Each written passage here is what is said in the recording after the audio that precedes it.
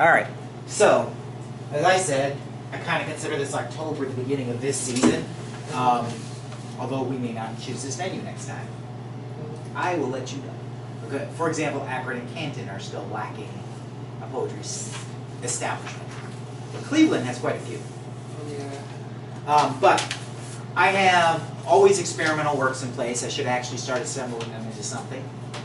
And one of my current prompts is the missing moment. And I have gotten, actually use Facebook as like a social construct and go to all the writing groups and submit my various projects for people to add to. So this is the missing moment, and here are some of my submissions. This is by Christopher Klotz. The archivist drew the heavy volume from the shelf and moved it over to a convenient reading desk. The duties of an archivist are fairly straightforward. You record what happens, the detail that makes the difference is the scope. He opens a large, heavy-bound book, and it's a scope that still amazes him. Although the book is huge, thick with pages, and the neat script written small, this massive volume covers only one day. After all, he chuckles to himself, the universe is a big place. Even now, an aspect of himself is continuing to write today's events. But yesterday was unique. Something happened that has never happened before. The archivist scans the pages, his keen eyes digesting the typed script. Right there, a blank space, and all the universe right there in that moment, nothing happened. It's impossible, inconceivable, unheard of in all the centuries recorded in this library. A blank spot in the story of the universe, a missing moment. So that is probably the best one. That's so. I have some of my own that had nothing to really do with that. They were more personal. But let's go with a couple of other people's.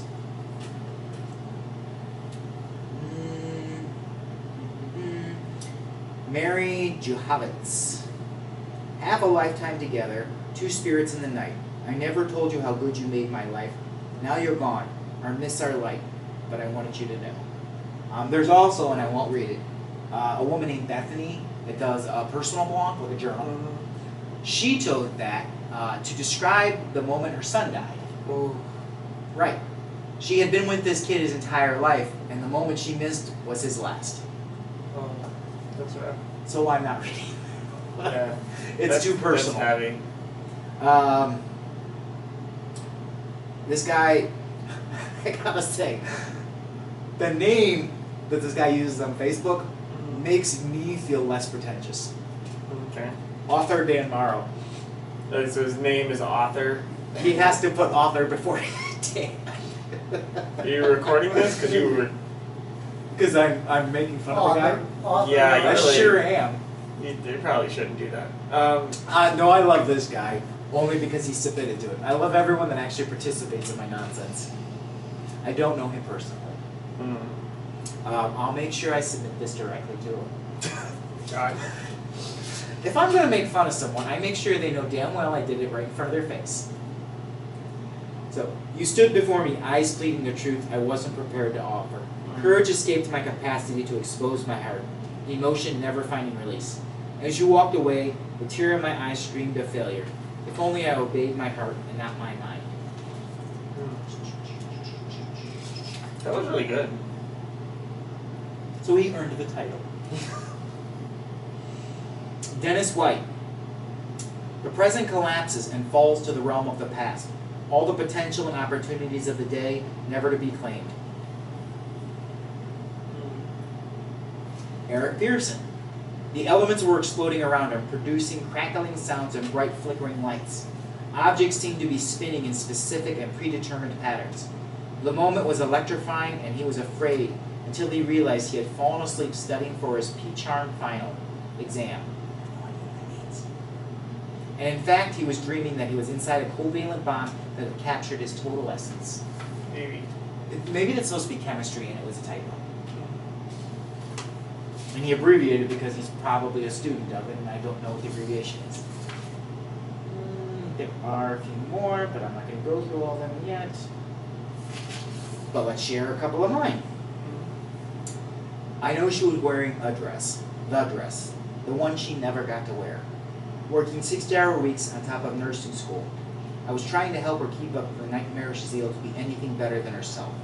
I got a second job. I worked with her. I wasn't enough. That night she just wanted to dress and to drink and forget.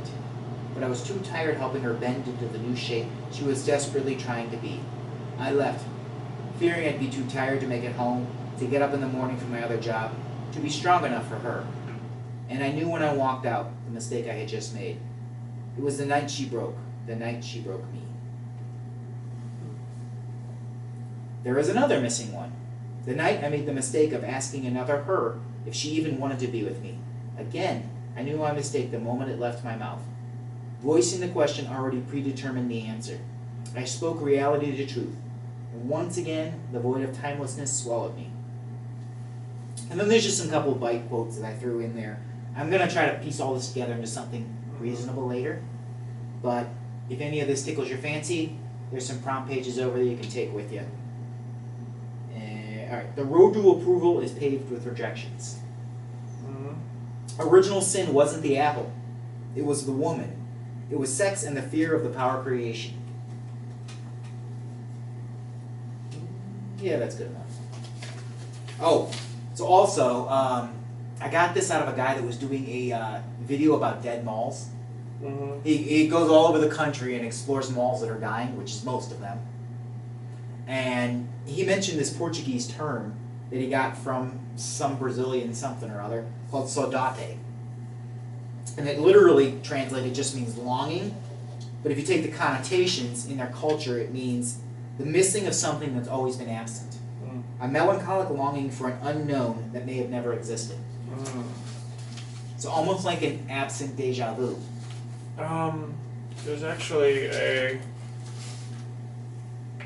term for that. In English? Yeah, well, Latin, whatever you want to call it. Is it a root word in Latin? Well, it's a kind of, it's like there's deja vu, and then there's actually like, it's not presque vu, I think it's called jamais vu. Like Google the exact. That's French. Yeah, French. So it's deja vu. Yeah. And, j'avais vu. The only language training I ever had was French, and I can't speak shit of it. I can pronounce it. I don't know what most of it means. Jamais vu. Look like your phone. Yeah. I don't know how to spell it. Alright. So, my second prompt is called The Day the Angels Fell from the Sky. And I only got one, it looks like a full word, it's just short from that, by Ann Harris. Angels fell, the falling stars that lit the night, when the moon could not, and they walked to the road where the cars had treads, in asphalt jungles they came, to bring nature's return, where it had lost the war. Angels burned out from the night sky, on the ground of the electric lights, emblazoned on the highways, lower than the heavens dark now as the angels fell. I think that's an interesting concept. Yeah. So, when I hear the day angels fell from the sky, I'm picturing the rapture. Right? In my head. I think this person kind of took it as they came back to Earth to restore what we have taken from it. So think of like your climate change idea, right? About we're destroying this world, and maybe it's a biblical concept that rapture is really just us bringing back Eden to Earth.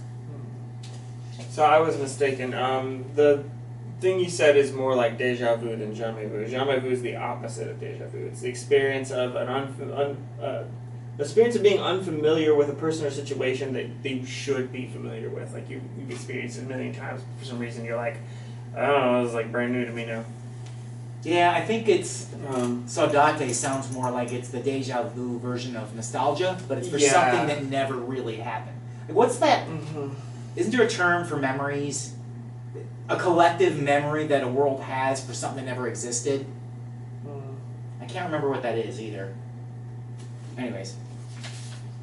Quantum scientists have called that as like an overlap in multiverse.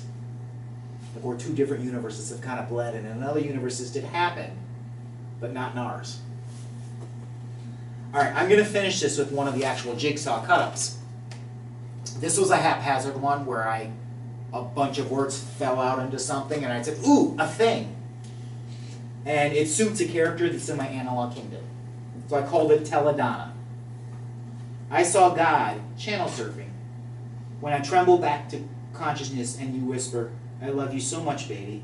And God was holding me, kissing the back of my neck, still so selfless and understanding. You scare me the way it all scares me because you want me to be real. Come with me and laugh. Come follow me now, she says to the man. We'll go back to the garden, holding hands, bare as babes, feast on apples, and choke the snake. Baby, no, will you follow? As I stare into swirling energy. Come with me, she breathes, extending a hand. And you are back in my closet where you belong, for now. And that was built out of cut-ups of Gabby's poems. Mm. She's one of our books. It's,